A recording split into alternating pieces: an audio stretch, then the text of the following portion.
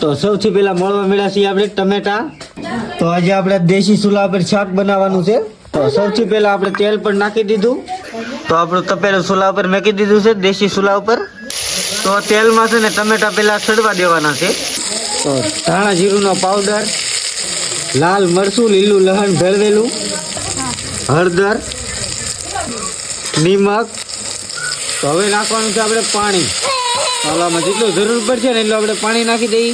તો મસ્ત મજાના આપણે ગાંઠિયા લઈ લીધા. તો આજે બનાવવાનું છે ગાંઠિયાનું શાક. તો આપણે ગાંઠિયા નાખી દઈએ છીએ, જેટલા જરૂર પડે ને એટલા ગાંઠિયા લેવાના છે આપણે. તો મસ્ત મજાનું શાક બનાવવાનું છે, ટેસ્ટી ને પાછું કાઠિયાવાડી. ચમચી લઈ લીધી છે, ચમચી હલાવવા મળે છે ને. તો સેવ ગાંઠિયાનું શાક બનાવવાનું છે, કાઠિયાવાડી ને કોરું મોરું બન. આપણે થોડુંક પાણી પણ નાખવાનું.